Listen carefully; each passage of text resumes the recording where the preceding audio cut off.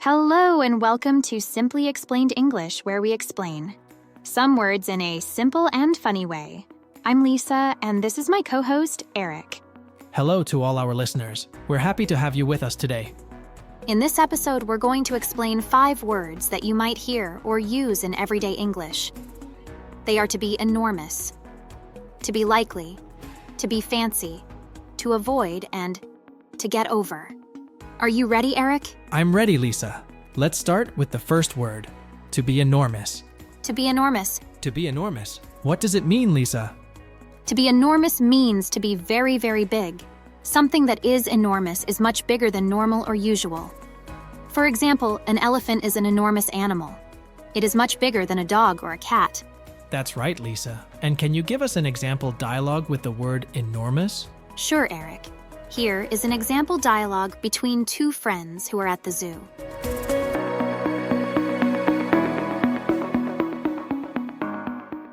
Wow, look at that elephant. It's enormous. I know, right? It must weigh a ton. Do you think it's friendly? I don't know. I wouldn't want to make it angry.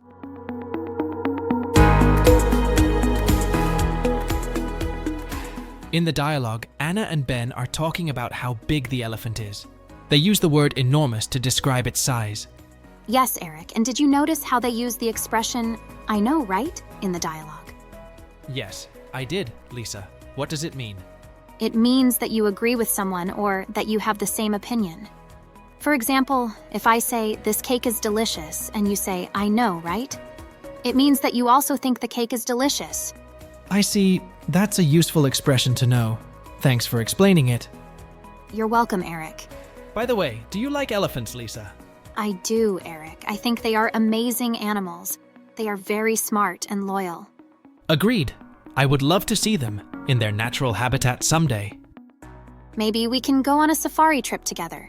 That would be awesome, Lisa. Let's do that soon. Okay, Eric. Well, now let's move on to the second word, to be likely.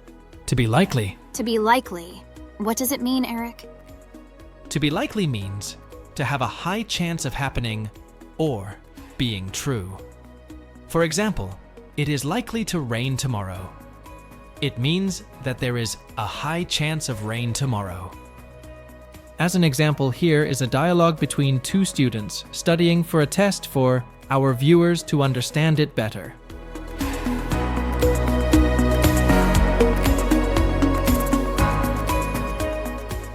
Are you ready for the test tomorrow?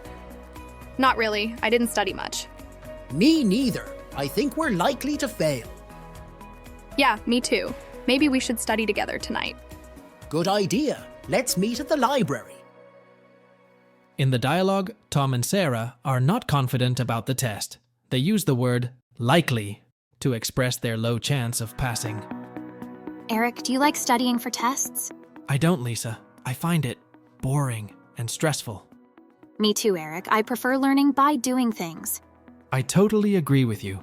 That's a better way to remember things. Okay, Eric, let's move on to the third word. To be fancy. To be fancy. To be fancy. To be fancy means to be very elegant and expensive. Something that is fancy is of high quality or has a lot of decoration. For example, a fancy dress is a very elegant dress that you wear for a special occasion. That's right, Lisa. And can you give us an example dialogue with the word fancy? Yes, Eric. Here is the example dialogue of 2 sisters who are going to a wedding.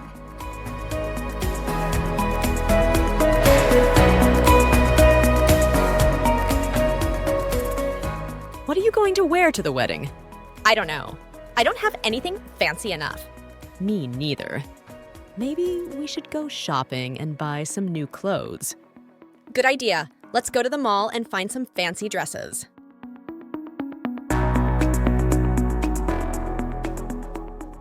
Did you understand the dialogue, Eric? Yes, Lisa. In the dialogue, Lily and Rose are looking for some elegant clothes to wear to the wedding. They use the word fancy to describe the kind of clothes they want. By the way, Lisa, do you like fancy things? Yes, I do. I like to dress up and go to fancy places sometimes. Yeah, I think it's fun to enjoy some luxury once in a while. I think so, Eric. Maybe we can go to a fancy restaurant together someday? That would be fantastic, Lisa. Let's make a plan about it after the podcast. Sure, Eric. Okay, let's move on to the fourth word, to avoid. To avoid. To avoid. What does it mean, Eric? To avoid means to stay away from something or someone that you don't want to deal with, or that could cause you harm. For example, you should avoid eating too much junk food. It means that you should not eat too much junk food because it is bad for your health. Nice explanation, Eric. And here is the example dialogue between two co-workers who are having a problem with their boss.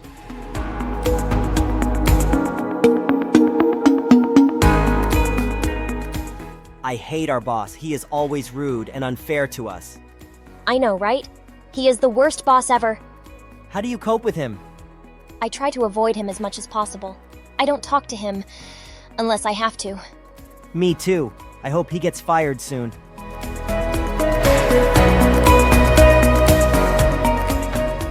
In the dialogue, Jack and Jill are unhappy with their boss. They use the word avoid to describe their strategy of staying away from him. Oh, what a difficult situation to work with a manager. You always try to avoid. Yes, indeed, Lisa, you're right. Maybe Jack and Jill could try talking to their boss about how they feel. That sounds like a good idea. Open communication might help improve the situation. Yeah, it's worth a shot.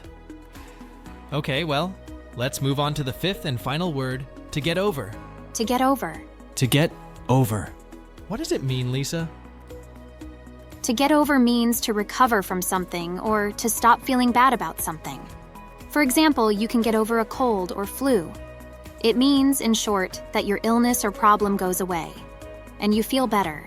You can also get over a breakup or a loss. It means that you stop feeling sad or angry about what happened and move on with your life. That's right, Lisa. And can you give us an example dialogue with the word get over? Sure, Eric. Here is an example of dialogue between two friends who are talking about their love lives.